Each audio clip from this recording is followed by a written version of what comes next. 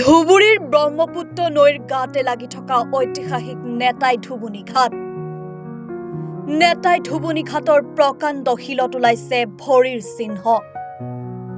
ভৰিৰ চিহ্ন নেতাই ধুবুনীৰ বুলি লোকবিশ্বাসত প্ৰচলিত।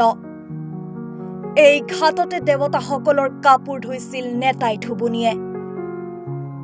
ধুবুৰীৰ ব্ৰহ্মপুত্ৰ নৈৰ গাতে লাগি থকা ঐতিহাসিক নেতাই ধুবুনী ঘাটত থকা প্ৰকাণ্ড শিলত ওলাইছে ভৰিৰ ছাপ। ধুবুৰীৰ নেতাই ধুবুনীৰ ঘাটৰ স্থানক এক পবিত্ৰ স্থান বুলি জনমানসত প্ৰচলিত হৈ আছে। দেওবাৰে নেতাই ধুবুনীৰ ঘাটত থকা কেইবাটাও প্ৰকাণ্ড শিলৰ ভিতৰতে থকা এটা প্ৰকাণ্ড শিলত দেখা গৈছে ভৰিৰ ছাপ। সেই ভৰিৰ ছাপ বা চিহ্ন নেতাই ধুবুনীৰ বুলি লোকবিশ্বাসত প্ৰচলিত আছে। কাৰণ প্ৰায় ৩০ বছৰ পূৰ্বে সেই একেখন স্থানতে সেই একেটা ভৰিৰ ছাপ বা চিহ্ন প্ৰকাণ্ড শিলত দেখিবলৈ পোৱা গৈছিল। উল্লেখ্য যে পদ্মপুৰাণৰ আখ্যান মতে চান্দ সদাগৰৰ পুত্ৰ লক্ষীন্দৰক সাপে খুটাৰ পিছত পত্নী বেউলাই তেওঁৰ মৃত স্বামীক লৈ নেতাই ধুবুনী ঘাট পাইছিল আৰু ইয়াতেই তেওঁৰ স্বামীক জীয়াই তুলিবৰ মন্ত্ৰ লাভ কৰিছিল। আখ্যান মতে নেতাই ধুবুনীক পৌৰাণিক কন্যা হিচাপে বিবেচনা কৰা হয়, যি ব্ৰহ্মপুত্ৰৰ পাৰত দেৱ-দেৱীসকলৰ কাপোৰ ধুইছিল। ধুবুৰীৰ নামৰ উৎপত্তি নেতাই ধুবুনীৰ সৈতে গভীৰভাৱে জড়িত। পৌৰাণিক জনশ্ৰুতি অনুসৰি ব্ৰহ্মপুত্ৰৰ পাৰত থকা এই ঘাটত দেৱতাসকলৰ কাপোৰ ধোৱা নেতাই ধুবুনীয়ে সতী বেউলাক তেওঁৰ মৃত স্বামী লক্ষীন্দৰক পুনৰুজ্জীৱিত কৰিবলৈ পৰামৰ্শ দিছিল। এই কিংবদন্তীৰ পৰাই ঠাইখনৰ নাম ধুবুৰী হোৱা বুলি প্ৰবাদ আছে। মনসা বা পদ্মা পুৰাণৰ আখ্যান মতে দেৱতাসকলৰ ধুবুনী নেতাই আছিল এগৰাকী ঐশ্বৰিক চৰিত্ৰ। স্বামী লক্ষীন্দৰক সাপে খুটাৰ পাছত বেউলাই নেতাই ধুবুনীৰ সহায়ত দেৱতাসকলক সন্তুষ্ট কৰি স্বামীৰ প্ৰাণ ঘূৰাই পাইছিল। নেতাই ধুবুনীয়ে কাপোৰ ধোৱা ঘাটটোৱেই নেতাই ধুবুনীৰ ঘাট নামেৰে জনাজাত। এই ধুবুনী শব্দটোৰ পৰাই ধুবুৰী নামটো অহা বুলি বিশ্বাস কৰা হয়। ধুবুৰীৰ ৰাইজেও নেতাই ধুবুনীৰ নামত শ্ৰদ্ধা ভক্তি আৰু পূজা অৰ্চনা পূৰ্বৰে পৰাই কৰি আহিছে। কালি আমি যেতিয়া পাৰ্কত আহিছোঁ, অহাৰ পিছত আমাৰ সেই নাও চালকবোৰ এজন আহি কিনে ক'লে যে ভাগিনা এইটো এনে কথা হৈছে, আকৌ ভৰিটো ওলাইছে। আমি আজি ভৰিটো চালোঁ। তেতিয়া আমি লগে লগে আমাৰ যিমান বন্ধুবোৰ আছোঁ আমি তাতে আমি গ'লোঁ। যোৱাৰ পিছত চালোঁ যে ভৰিটো সঁচাকৈ ভৰিটো ওলাইছে। তেতিয়া অলপ কেদা চেদা লাগি আছিলে। তেতিয়া আমি ভালদৰে ধুই মাখল কৰি পৰিষ্কাৰ কৰাৰ পিছত তেতিয়া আমি ভিডিঅ' চিডিঅ' কৰিলোঁ। কৰাৰ পিছত ভিডিঅ'টো আমি ৰজক ফেমিলি কেচিয়াৰৰ তাতে পঠালোঁ। তেতিয়া একেতে আহিছে। অহাৰ পিছত চালে যে হয় এইটোতো মাৰ মানে ভৰিটো ওলাইছে। তেতিয়া আমাৰ এটা পুৰণি ফটো আছিলে, এই পুৰণি ফটোৰ লগত আমি মিলাই চালোঁ যে হয় এইটোতো মাৰি এইটো ভৰিটো হয়।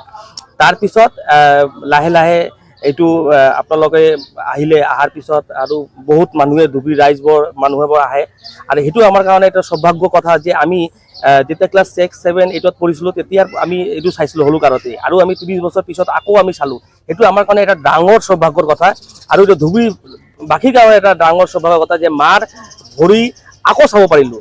তেতিয়া আজি আপোনালোকে সকলোৱে গম পায় যিটো আমাৰ নেতাই ধুবুনীৰ যিটো মানে চোৱা চিতা কৰে, পূজা কৰে আমাৰ ৰজক ফেমিলি আজি তাতে পূজা কৰিলে। আজি আপুনি হাজাৰ হাজাৰ মানুহৰ ভিৰ চাই আছে, যেতিয়া মানুহে আহি কিনে পূজা কৰি আছে। আৰু মই চৰকাৰৰ তাতে এটা নিবেদন কৰিম যে আমি ধুবুৰীবাসী ৰাইজ হৈ কিনে যে তাতে এটা মানে গ্লাছ ব্ৰিজ বনাই কিনে এটা মানে টুৰিষ্ট একটা প্লেচ বনাব লাগে। আৰু যিটো ভৰিটো ওলায়, কাৰণ এইটো 30 বছৰ পিছত আমি পালোঁ, আকৌ পাম না নাই সেইটো আমি ক'ব নোৱাৰোঁ। যদি ভৰি থকা অৱস্থাতে যদি চৰকাৰৰ ফালৰ পৰা যাতে কিবা এটা ব্যৱস্থা কৰি কিনে এটা মানে মন্দিৰৰ নিচিনা যদি বনোৱা হয় আৰু যাতে মানুহৰ চোৱাৰ কাৰণে ব্যৱস্থা কৰা হয়, এইটো কাৰণে আমি সৌভাগ্য হ'ম।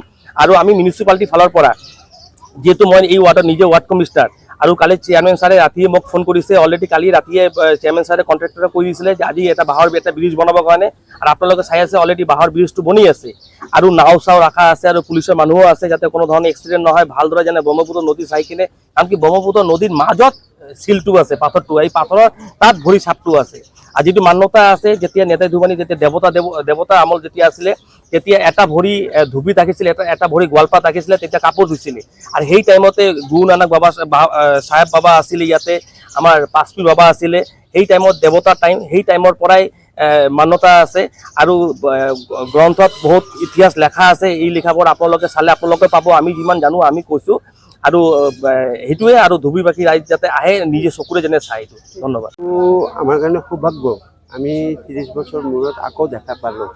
আচলতে এইটো গোটেই বছৰটো পানীত ডুবি থাকে, কিন্তু 30 বছৰ পিছত এইবাৰ পানীটো কমি যোৱাৰ কাৰণে আমি এইটো দেখা পাইছোঁ। আৰু চবতকৈ ডাঙৰ কথা যে আমাৰ এই ঠাইখিনিৰ এনেই মুখত ক'লে মানুহে বুজি নাপায়। যিটো পদ্মপুৰাণত আছে বা আছে, এইটোক লৈ বহুত সমালোচনা কৰে, কিন্তু এইটো আমাৰ উদাহৰণ যে এইটো আচলতে যিটো পদ্মপুৰাণত থকা যিবোৰ কাহিনীবোৰ আছে সেইবোৰ ভুৱা নহয় বা মানুহে কোৱা নহয়। এইটো যে সত্যতাটো আছে, এই সত্যতাটো আমি আকৌ এইবাৰ 30 বছৰ পিছত আমি প্ৰমাণ কৰিব পাৰিলোঁ যে এইটো আমাৰ নেতাই ধুবিনী আইৰ যিটো পবিত্ৰ স্থানটো আছে, সেই যে স্থানটো যে এইটো সত্যতাটো আছে আৰু এই স্থানটো সংৰক্ষিত হ'ব লাগে। আৰু নেতাই ধুবিনীৰ আইৰ ইয়াত মন্দিৰ বা এটা স্থান সংৰক্ষিত স্থান কৰি ৰাখিব লাগে, সেইটো হ'ব লাগে বুলি আমি বিচাৰোঁ। কাৰণ এই ধুবুৰী নগৰখনৰ পৰিচয়টো নেতাই ধুবিনী আইৰ পৰা, নামাকৰণটো সেই নামৰ পৰাই হৈছে। গতিকে আমিও বিচাৰিম যে এই ঠাইটোকো সংৰক্ষিত কৰা হওক আৰু ঐতিহ্যমণ্ডিত এই ধুবুৰীত ঠাইটো যাতে উন্নতি হওক আৰু ইয়াত এটা পৰ্যটনস্থল কৰি তোলা হওক, যিটো আমাৰ ধুবুৰীৰ কাৰণে অলপ ভাল। ধুবুৰী জিলাৰ পৰা কমল ৰায় ৰিপৰ্ট, এনি ভাৰত 24।